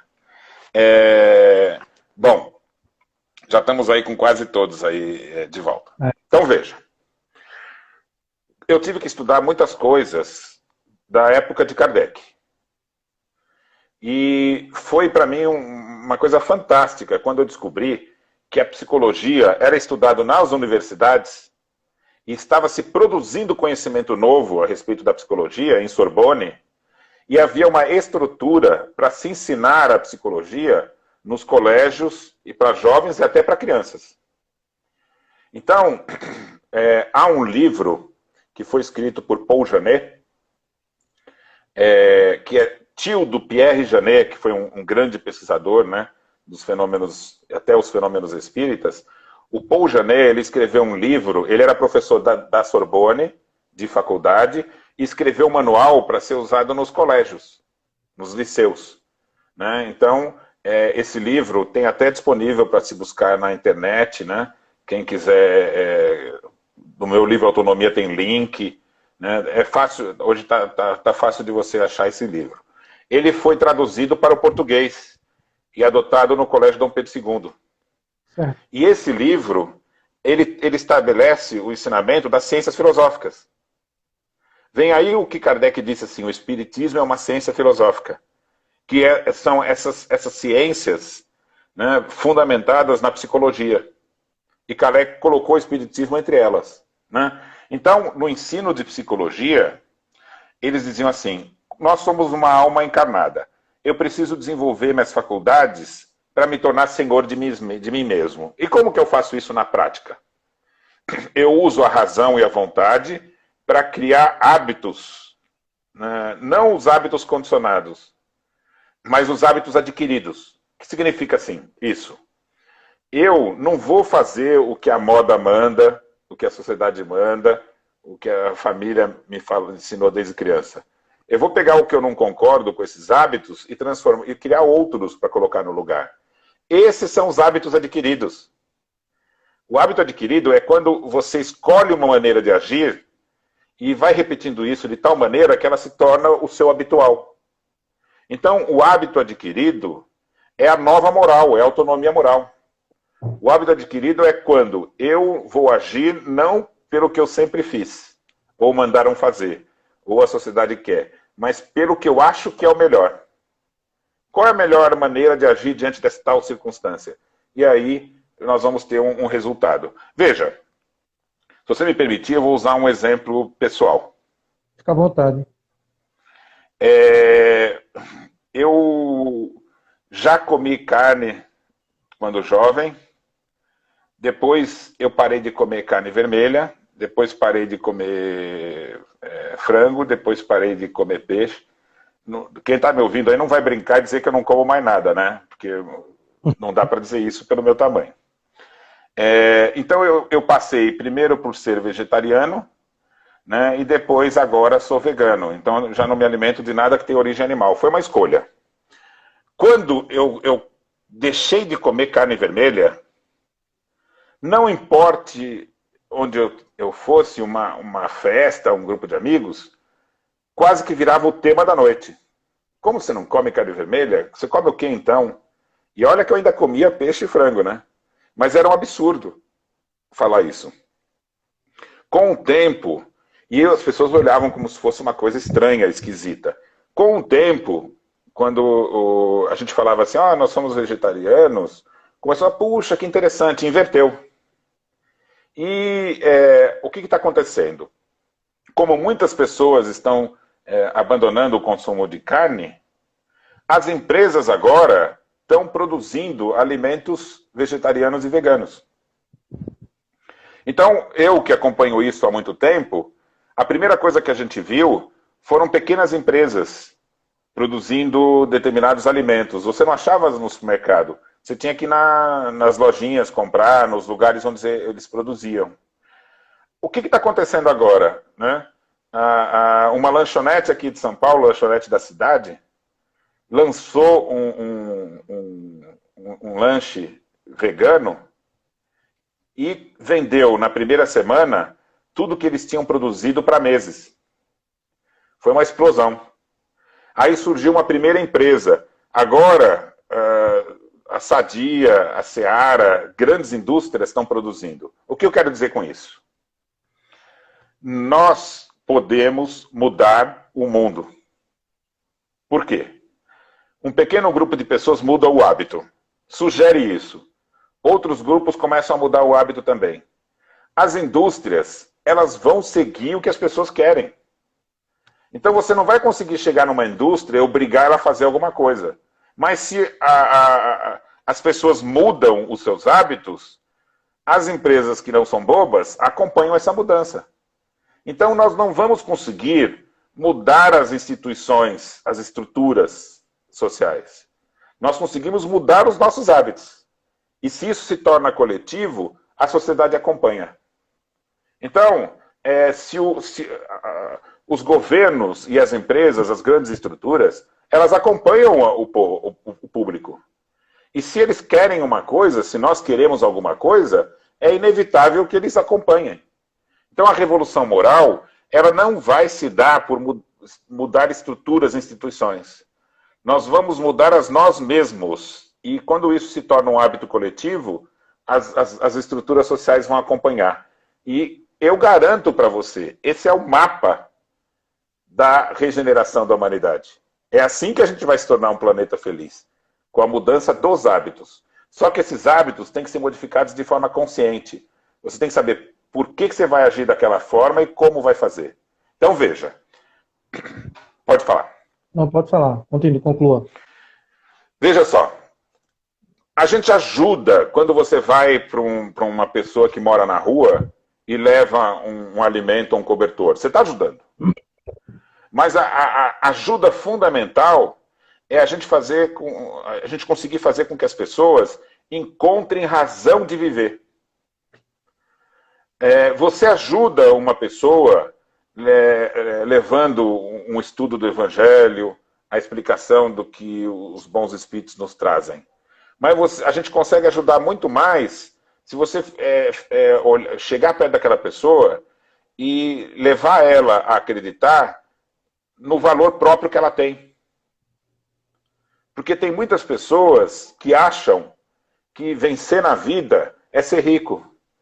Vencer na vida é ter título, é ser reverenciado. Imagina que é isso. E não é. Vencer na vida é você conseguir exercer o que você construiu de si mesmo. Quais são os seus valores? Quais são suas qualidades? De tal forma que tudo que a gente faz e todos os lugares em que as pessoas se encontram são locais importantes. Uma vez uma pessoa me procurou e disse assim: qual que é a razão da minha vida se eu passei metade da minha vida cuidando do meu filho, que era incapaz e precisava de mim, e depois que ele se foi, eu passei a cuidar da minha mãe, que é incapaz e eu cuido dela. Qual que é a razão da minha vida? Eu falei assim: você faz isso obrigada? Não. Você faz isso com revolta? Não. Por que você faz? Porque eu me sinto útil e encontro valor em mim mesmo em ter feito isso. Eu falei: então você já deu a resposta. Esse é o sentido da sua vida. Você escolheu fazer isso, você faz com gosto. E a gente, um bom espírito, ele não investiria uma vida, por exemplo, ajudando uma só pessoa. Ele investiria centenas e milhares delas. Então a gente tem que aprender que o espiritismo inverte o valor das coisas. Né? Então, existem muitos espíritos saindo desse mundo felizes, fazendo coisas que o mundo não dá valor. Né? Eu fazia parte, desde jovem, de um centro espírita, e nesse centro espírita tinha uma senhora que era a faxineira. O nome dela era Dalva. E um dos primeiros artigos que eu escrevi, ainda jovem lá, né, foi um artigo que eu chamei Dalva, a Aurora da Vida. Dalva é a primeira luz da manhã. E eu fiz um artigo falando sobre essa mulher. Essa mulher, ela chegava no centro espírita cedo. Era contratada para limpar o centro. E ela a gente chegava à tarde lá para fazer, os jovens, né, artesanato e várias coisas que a gente fazia lá no centro, e ela chegava, a primeira coisa que ela dizia para a gente é assim, ó, vocês não me importunem, porque eu tenho muito trabalho para fazer, eu não posso perder tempo com vocês. Me deixem em paz, vocês só ficam aqui me atrapalhando no centro, e falava brava assim. Aí, quando chegava uma hora depois, ela entrava lá com um cafezinho, suco, bolacha, sorrindo e brincando com a gente. Quando chegava a noite, ela ia para casa.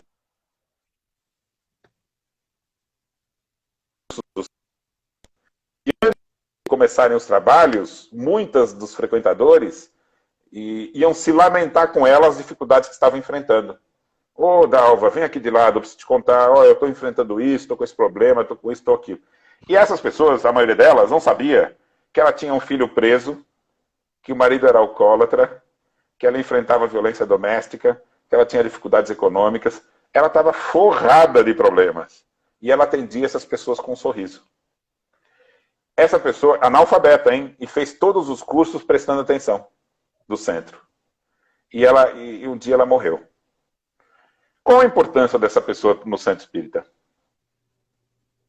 Total. A importância é grande. No período que ela ficou no centro, quem foi a pessoa mais importante do centro? Um diretor, o presidente? Nunca foi. Foi a faxineira. E o nome dela era Dalva, a luz da manhã. Ela era a primeira luz que entrava de manhã no centro. Eu escrevi esse artigo com muita emoção. E talvez ele foi uma das importantes contribuições para eu me tornar escritor. Porque eu não conseguia entender por que as pessoas se comoveram todas com isso. No centro as pessoas choravam por ter lido o texto, né? E isso me mexeu muito comigo e eu consegui entender que os livros e a obra de Kardec têm esse valor. O livro não é um amontoado de palavras. O livro depende muito da importância do que está escrito e de quem escreveu, né? Kardec, os textos que ele coloca ali não são palavras, são como se fossem gotas de esperança. A gente não faz ideia do quanto as ideias espíritas, que para nós que estamos décadas convivendo com elas, o quanto elas são transformadoras, tocantes para as pessoas. Então a gente precisa estudar, a gente precisa formar grupos de estudo e de pesquisa, mas a gente não pode esquecer de dar uma palavra amiga para as pessoas que desconhecem o Espiritismo. E o verdadeiro Espiritismo é libertador. O falso Espiritismo, ele se perde nas ruínas do velho mundo, né? Repetir as ideias de castigo, as ideias de que você está sofrendo pela culpa do passado, é um horror falar isso. Olha, imagine que estivesse, eu e você aqui, né? Imagine que entra por essa porta atrás de você aí, não é para você se assustar, não. É uma ideia. Imagine que entre uma pessoa com paralisia infantil por essa porta, um adulto. Aí ele fica do teu lado aí. Você consegue virar para ele e dizer assim, olha, segundo o Espiritismo, você está assim porque você fez muita coisa errada no passado e agora você veio assim para ser castigado pelos erros que cometeu? Você tem coragem de falar isso? Eu não tenho, não. Aquela pessoa vai ficar contente se você falar isso para ela? Não. De forma alguma. Agora, se ela entrou e ficou do seu lado, você pergunta para ela assim, você é revoltado porque tem essa paralisia? Ele fala, eu não. Você se acha menor que os outros? Ele vai dizer, eu não. Você luta para superar as dificuldades que você enfrenta? Eu luto todos os dias. Você tem esperança? Tenho. Eu falei assim, então você não tem culpa alguma. Você está nesse corpo para aprender e ensinar. As dificuldades que a gente enfrenta na vida, se você quiser saber o sentido profundo delas, nós não enfrentamos problemas, nem castigos, já esquece o castigo. Mas a gente não enfrenta problema na vida. A gente enfrenta desafio. O sentido da vida que estamos levando agora, ele é muito simples. O que não depende de você não tem importância. E o que depende de você, se você interpreta como sendo um problema, é um desafio para você superá-lo, porque você precisa alcançar a seguinte condição. Você tem que ser... Qual que é a sua profissão? Eu sou pedagogo. Opa, que profissão boa, hein? Você atua em que área? Hoje eu estou escrevendo. E você já trabalhou com o que nessa área? Eu trabalhei só com infantil nos primeiros Você anos. lidou com criança? Sim. Bom, você foi adquirindo experiência em lidar com criança, não foi adquirindo? Uhum. Eu acredito que em determinado momento, você bastava olhar para a criança para entender o que ela estava enfrentando. Quais Geralmente é as dificuldades que ela estava... Você até percebe assim, eu já consigo entender que tem alguma coisa em casa acontecendo, ou da característica pessoal dela, não é assim? muito que eu trabalhei muito com criança carente e fica muito as marcas da vida nelas são muito profundas. E a gente com o Ou tempo seja, passa a perceber e você adquiriu a habilidade de ler isso na criança. muitas vezes. Sim. É porque eu sou um vidente de extraordinária capacidade, viu? Eu estou olhando aí.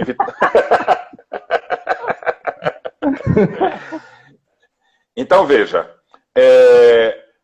Quando você sabe interpretar aquilo que você está lidando, você tem mais segurança de poder ajudar, concorda? Com certeza. Então, essa é a finalidade da vida.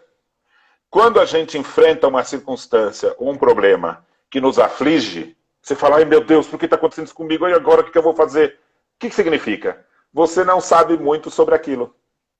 Você não enfrentou muitas vezes. Ou se enfrentou, não soube lidar com aquilo. Então por que a vida te apresenta essas coisas? Para você aprender com elas.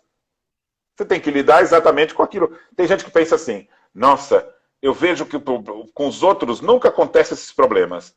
E comigo acontece justamente o que eu não tenho facilidade. O Espiritismo vai mais a fundo e vai explicar, inclusive, o seguinte. Quando você vem consciente para essa vida, você escolheu as dificuldades que você vai enfrentar. A vida é um jogo que você tem uma certa ascendência sobre o tabuleiro. E você escolhe algumas coisas, quando você já está consciente, para servirem tanto para você superar os seus empecilhos, até mesmo as suas imperfeições, como para adquirir habilidade. Então, a gente tem que enfrentar os desafios da vida, até chegar num determinado ponto, vida após vida, que aquilo não te aflige mais. E quando você passa por aquilo, você fala, eu já sei como fazer. Eu já sei, e muitas vezes a resposta da vida, ela exige uma certa sabedoria. Em determinados momentos, você não tem que saber o que tem que fazer para resolver. Você tem que saber que não tem que fazer. Tem que esperar. Eu acho que... quantos anos você tem já? 47. Eu já passei dos 50. Você sabe uma das coisas que demorou mais para eu aprender, e eu já posso dizer que hoje já sei um pouquinho sobre isso, é que quando a gente é mais jovem, a gente quer resolver tudo no mesmo dia, né? Exatamente. Eu quero resolver, isso aí já tem que sair da minha frente, tem que resolver. E a gente com o tempo vai percebendo que as coisas têm amadurecimento, tem tempo certo. Né? Às vezes não é a hora de resolver aquilo, você tem que esperar a situação se modificar. E a outra coisa que a gente precisa aprender é que cada um tem um determinado amadurecimento para enxergar o que você enxerga. E não adianta nada você querer ajudar uma criança se você não fizer com que ela enxergue as coisas. Não importa que você já saiba ver. Ela que tem que enxergar. E na vida, nós vamos lidar com dois tipos de pessoas. As que enxergam mais do que nós e as que enxergam menos. Todo mundo é assim.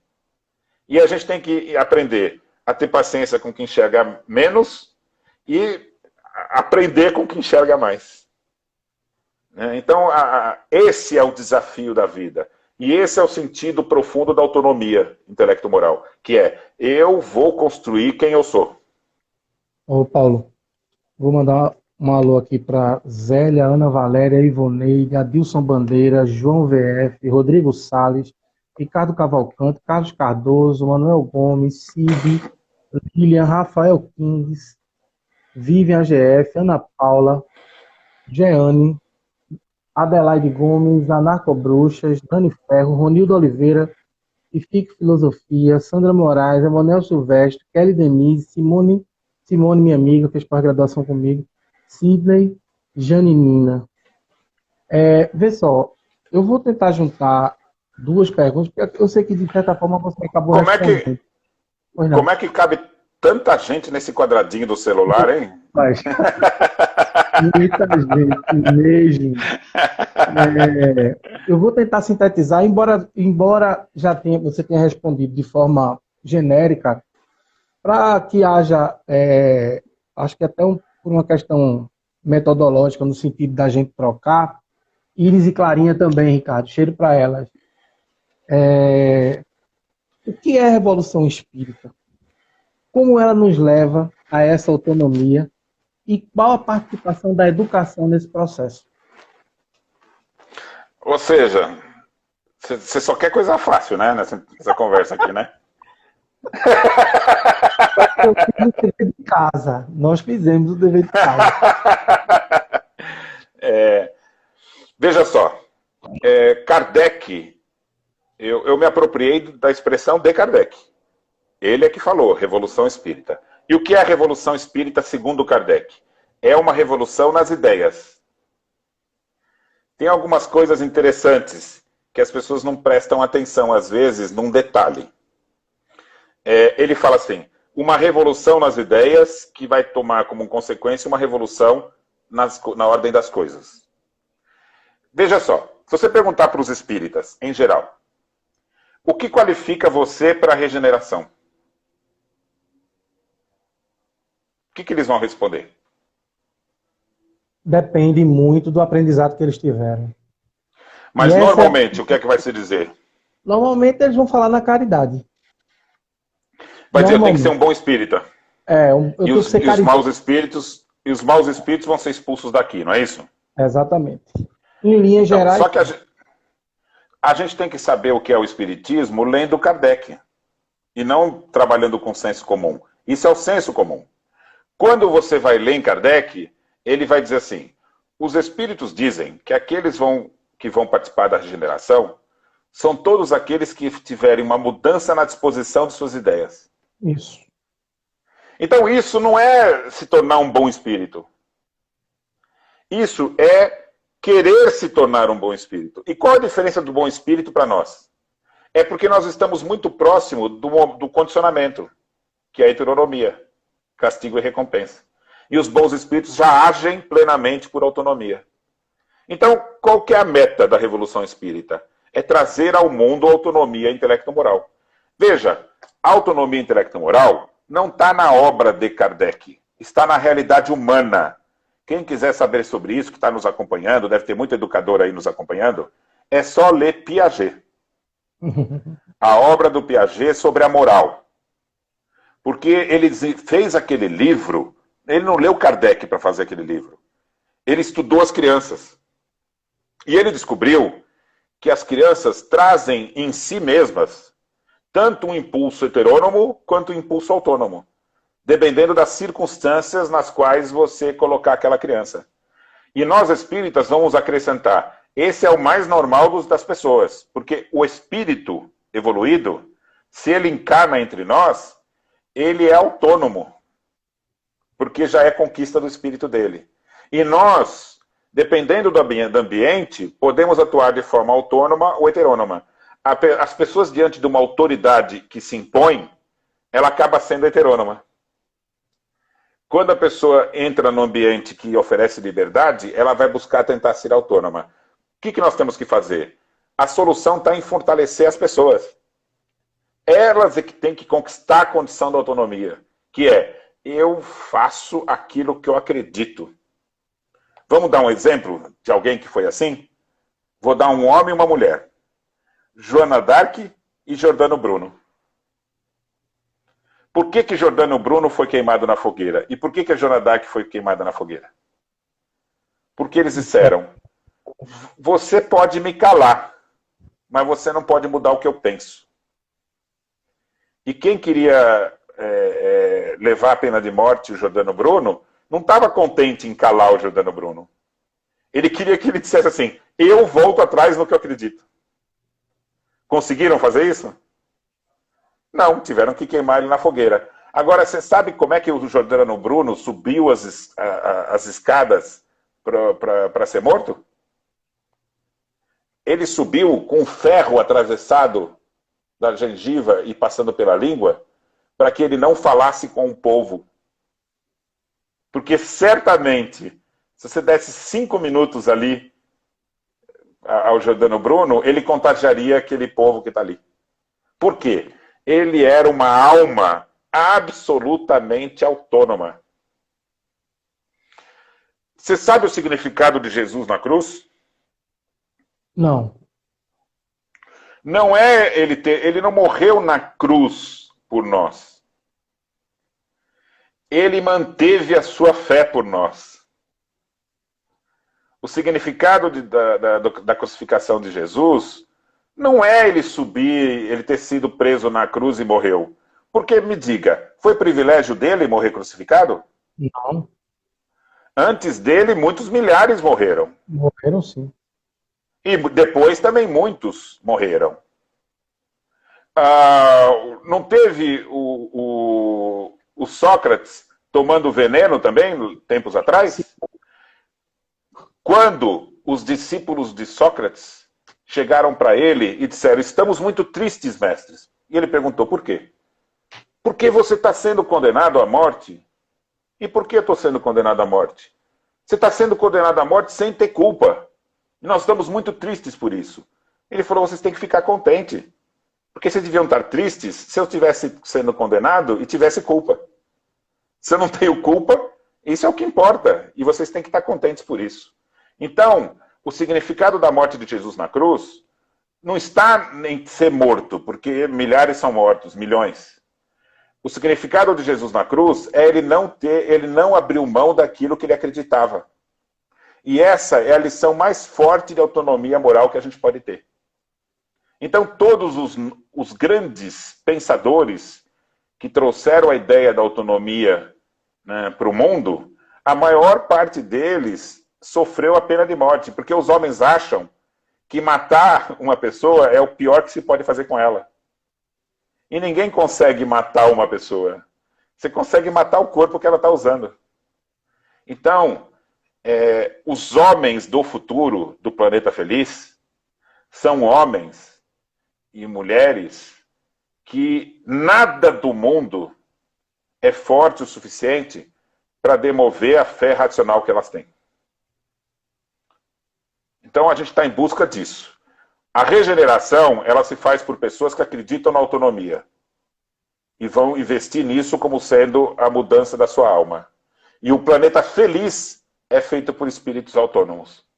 Essa é a diferença entre planeta feliz e planeta em regeneração que nós estamos entrando agora. Então, abra mão da heteronomia, não se deixe dominar por castigos e recompensas em nenhuma área da sua vida.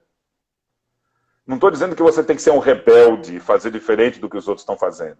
Eu estou dizendo que você tem que agir consciente e fazer no que depende de você aquilo que você acredita. Outra questão. O que segundo o Espiritismo, defende a salvação? O que os espíritas vão dizer se você perguntar? Não, o Espiritismo não defende a salvação, né? Mas a salvação depende do quê?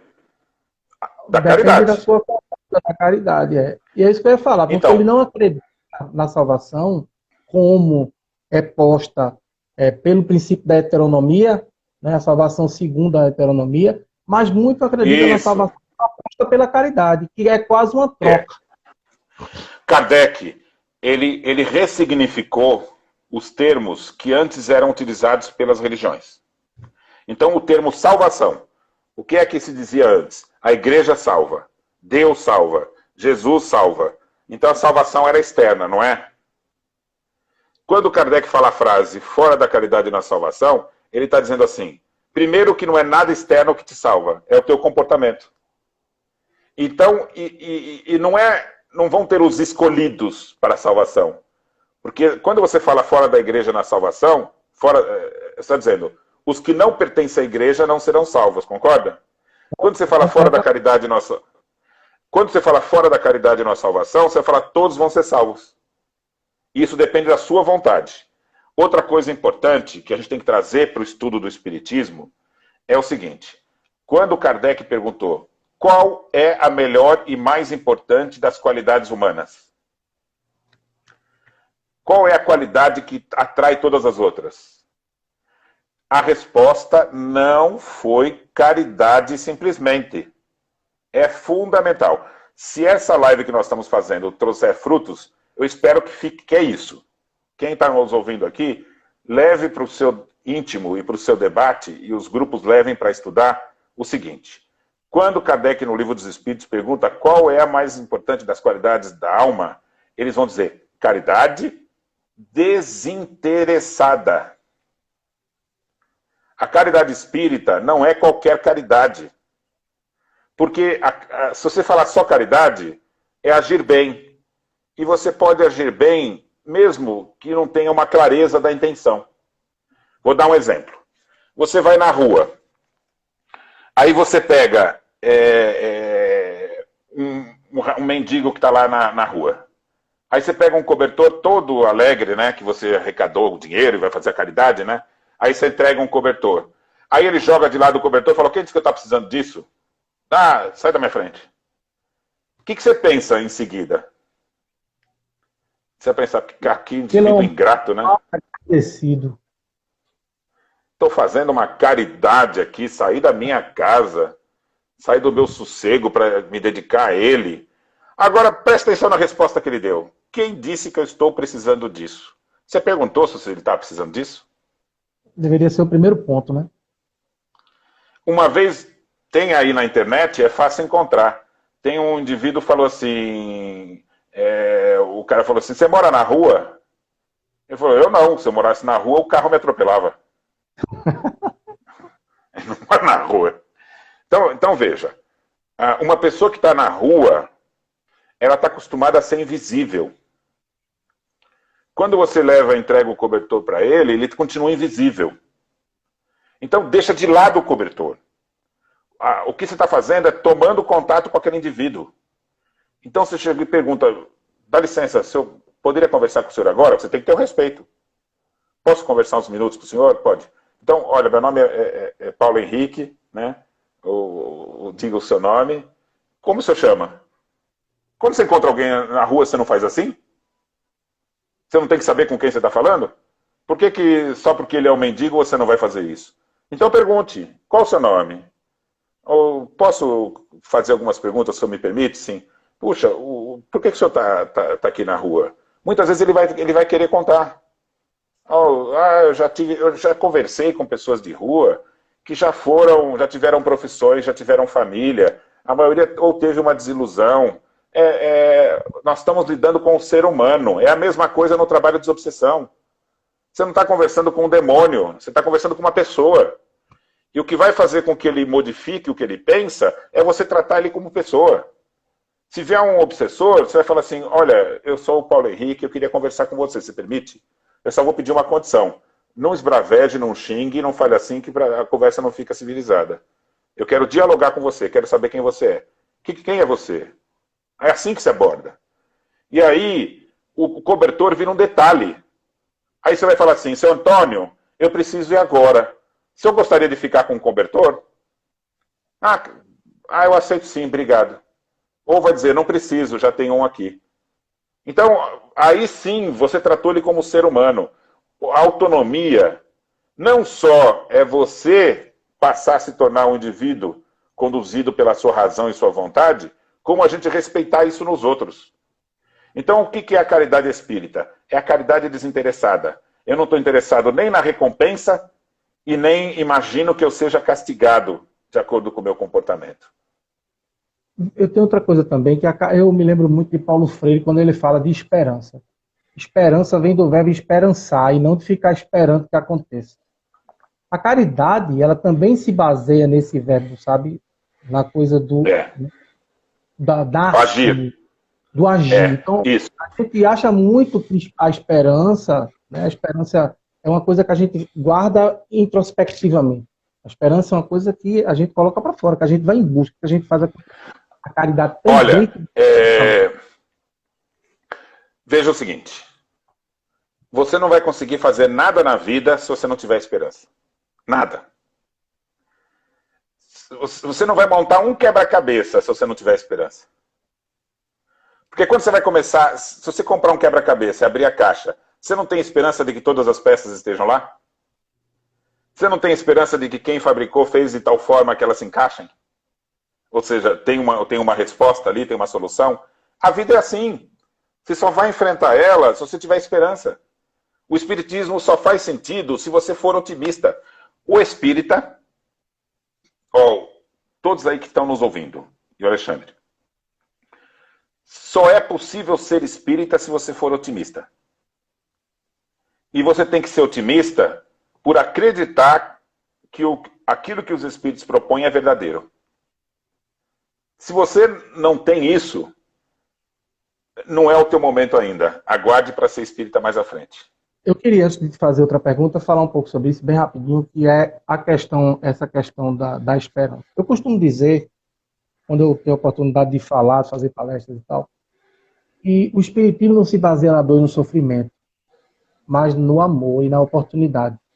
Porque senão a gente cristaliza a oportunidade apenas pela dor e pelo sofrimento. A dor e o sofrimento, elas são educativas, pedagógicas, terapêuticas. O amor, não. O amor, ele faz crescer. Olha, tinha um ensinamento antigo da psicologia e que o espiritismo usava esse valor e que nós perdemos, que é fundamental para entender a moral espírita. É a diferença entre sofrimento físico e sofrimento moral. Sofrimento físico, todos nós estamos sujeitos, porque é a condição da vida no mundo. Você que tem um corpo que é um animal, ele está sujeito ao sofrimento físico. Sofrimento moral só tem quem tem imperfeição, e não são todos. Então o sofrimento moral é a aflição que a pessoa carrega dentro de si por ter maus hábitos, por decidir errado. Por exemplo, se alguém infringir o meu interesse, eu agrido. E eu não consigo me controlar. Falso! Você foi um espírito simples e ignorante sem essa imperfeição. Essa imperfeição se construiu no decorrer do tempo. E é teu dever superá-la. Ninguém pode dizer, essa é a minha natureza. Não, é essa natureza que você criou para si mesmo.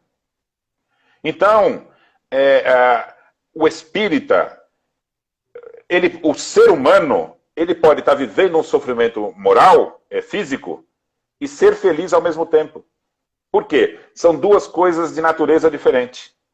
O que é ser feliz? É estar a todo instante alcançando os objetivos da sua alma. Isso é felicidade. E sofrimento moral é uma condição. Então, você falou uma coisa muito correta. O espiritismo, ele se fundamenta na possibilidade de você crescer espiritualmente, adquirindo controle sobre si mesmo, que é o desenvolvimento do controle da vontade, o livre-arbítrio, adquirindo conhecimento, inteligência, e desenvolvendo a imaginação, as habilidades, né? E despertando em si o entendimento da própria consciência. Essa é a meta. Você está aqui no mundo para isso. E o que são os sofrimentos e as dificuldades da vida? Oportunidades. Mas a pessoa fala assim, mas tudo que eu tentei ser na vida eu não consegui. Não, tudo que a sua personalidade tentou ser na vida. Quer olhar para o mundo de forma diferente? Imagina o seguinte, o espírito é um ator. E cada vida é uma peça que ele participa, escolhendo um personagem. Então, Alexandre, você nasceu aonde, Alexandre? Aqui em Recife. Certo. Então, o Alexandre nasceu em Recife. Como é que era a característica da sua família? Meus pais eram do interior, vieram para cá. Eu nasci aqui, mas a gente tem essa vida meio dupla, né? Tava sempre lá, sempre E o aqui. estudo? Foi fácil o estudo? Pô, eu não posso dizer que sofri, não. O que eu sofri Mas veja. Foi porque eu não consegui então, entender. Alexandre, tudo que você está me contando é o personagem. Então você está vivendo o personagem Alexandre nessa vida. Se você tivesse a oportunidade como ator, numa peça, de O Coridame, qual personagem você queria ser? Eu queria ser o Corcunda. É claro. Então, quando a gente vem para o mundo, não importa qual personagem você escolheu, você tem que ser o melhor ator naquele personagem. Não importa se você é o corcunda de Notre Dame, se você é o rei, se você é o criado, se você... não importa.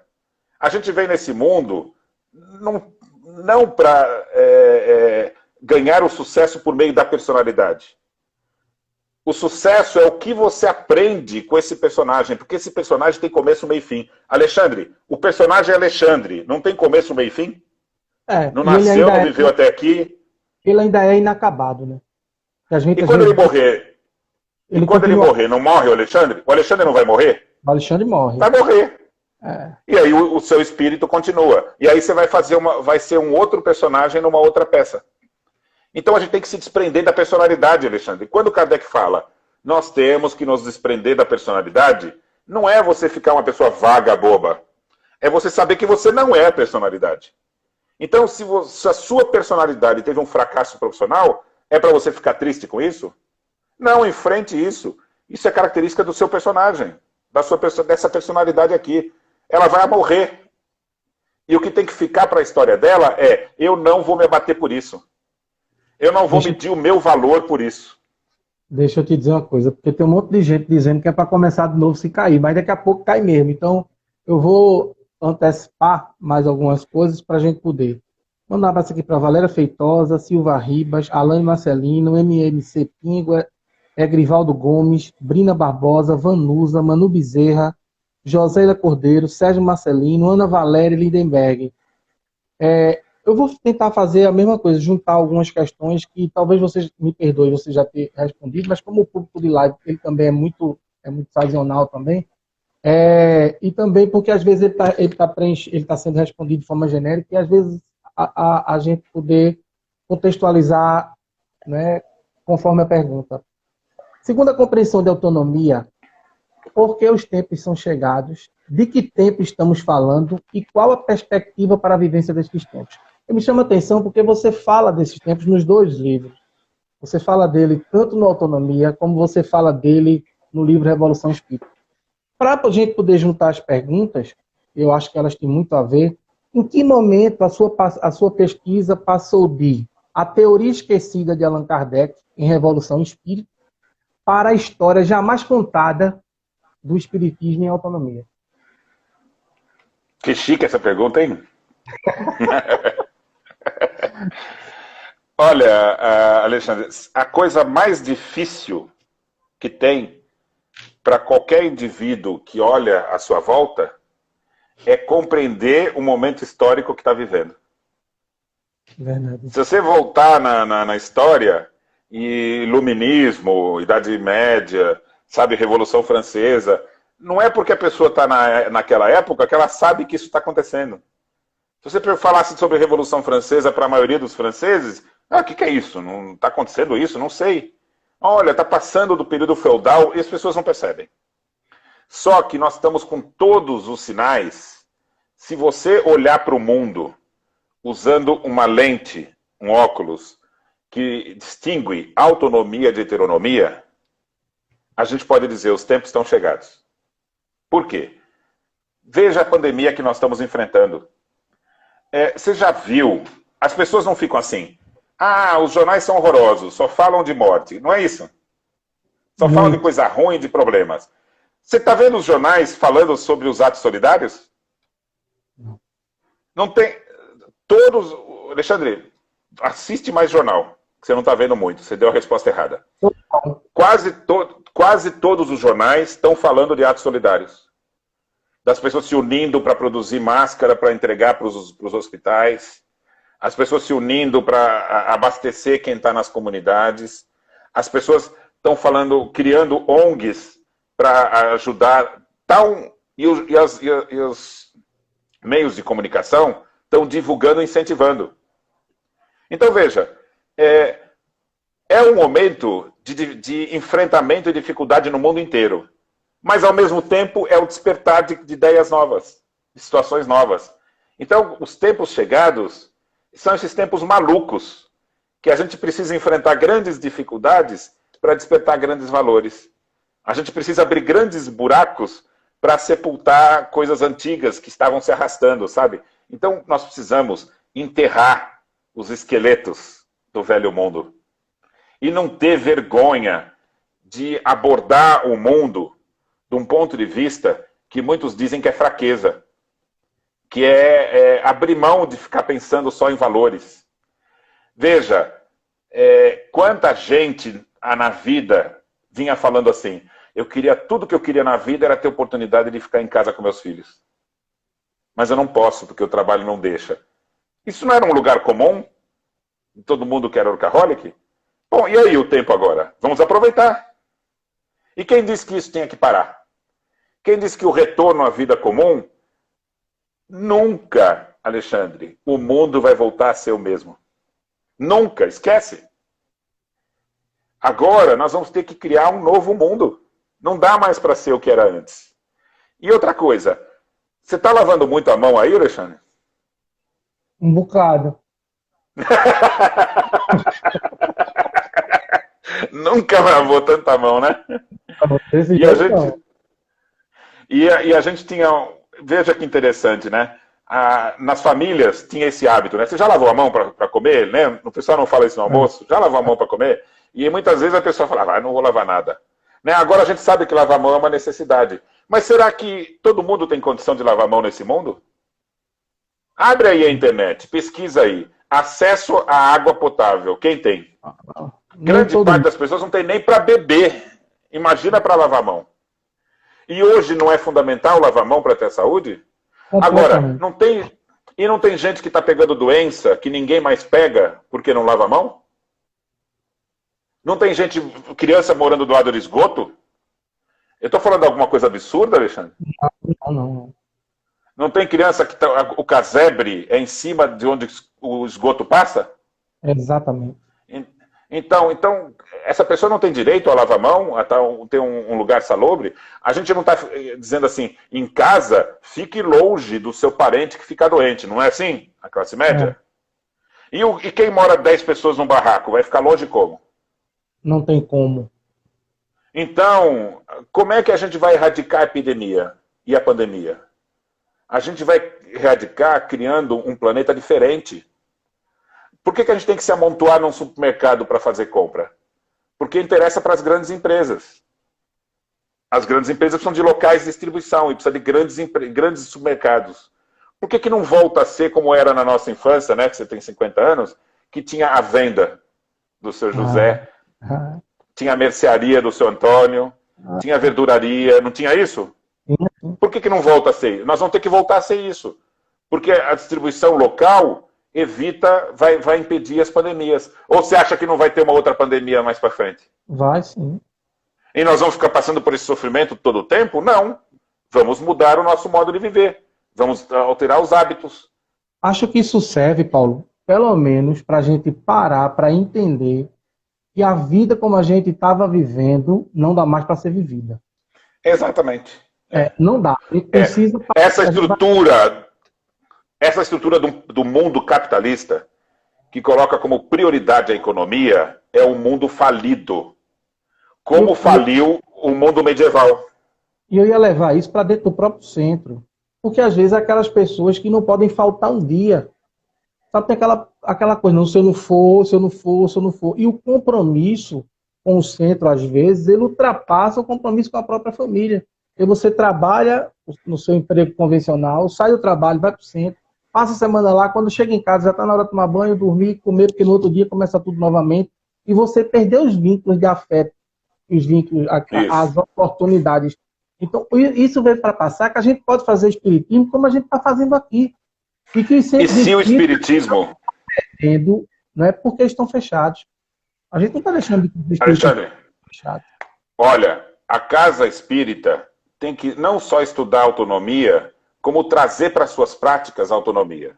E o que é autonomia? O debate, a conversa franca, oportunidade para as pessoas falarem, sabe? O trabalho coletivo.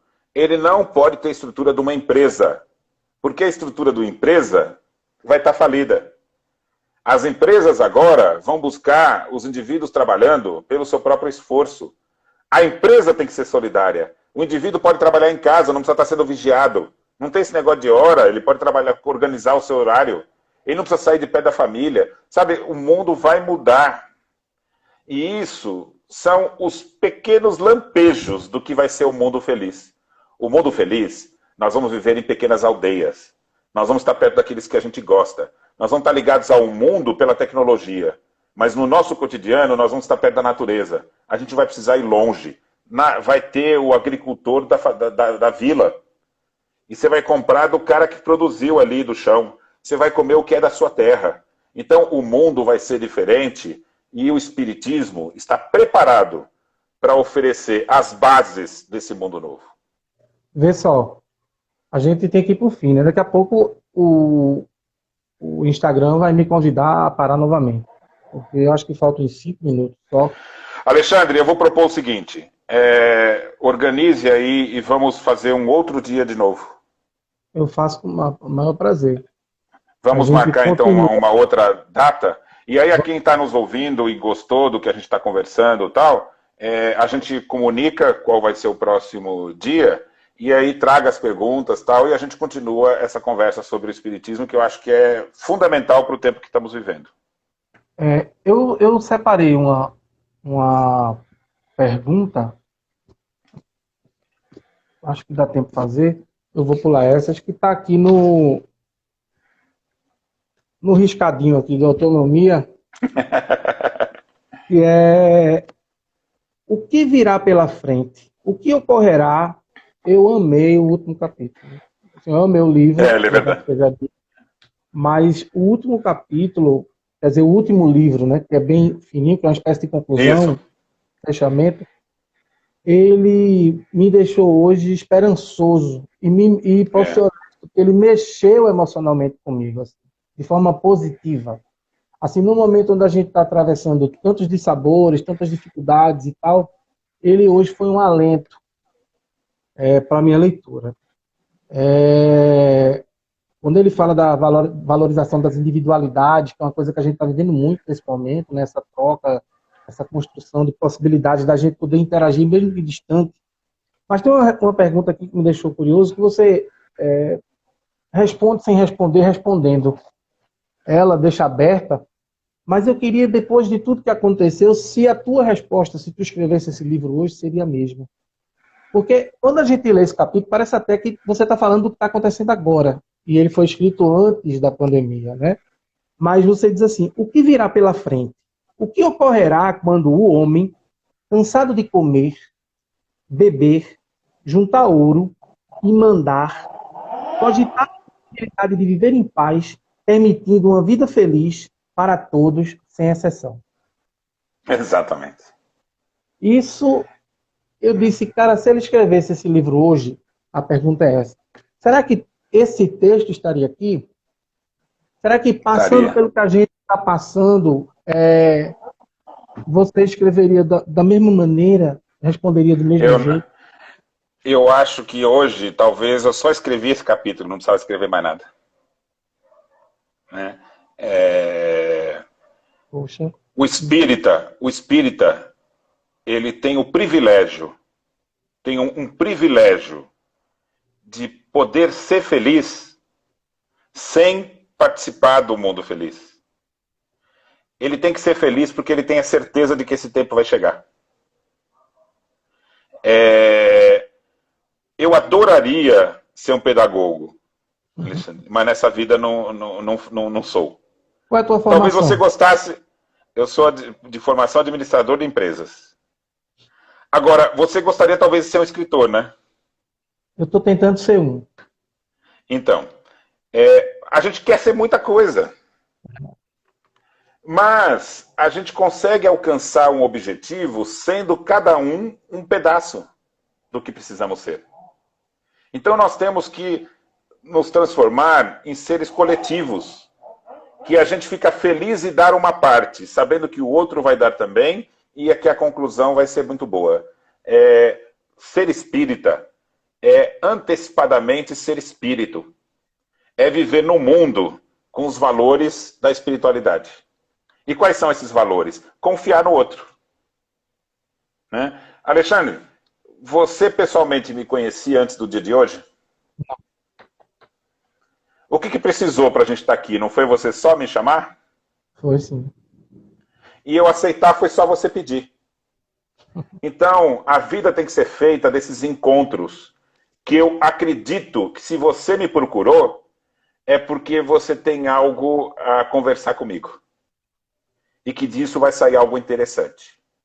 Então, eu não te conhecia antes de hoje. E hoje eu sei um monte de coisa sobre você. Sei dos seus pais, sei da sua infância, sei da sua vida, da sua luta, da sua esperança, das suas vontades e o que o Espiritismo representa para você. Então, ser espírita é isso. Eu tenho certeza que não importa quem seja, que eu, com alguém que eu me encontre, eu vou sair melhor depois desse momento. E o que eu posso dizer é isso, Alexandre. Não te conhecia, agora eu peço licença para ser seu amigo, não sei se você aceita. Aceito-se com muito carinho, muito respeito. Tem um amigo em Recife e tem um monte de amigo que eu não via carinho aqui, mas que a gente se tornou próximo. E vamos fazer um trabalho, Alexandre? Topa? Topo, sim. Vamos incluir nessa amizade todo mundo que nasce no planeta Terra. Essa é a nossa meta como espírita.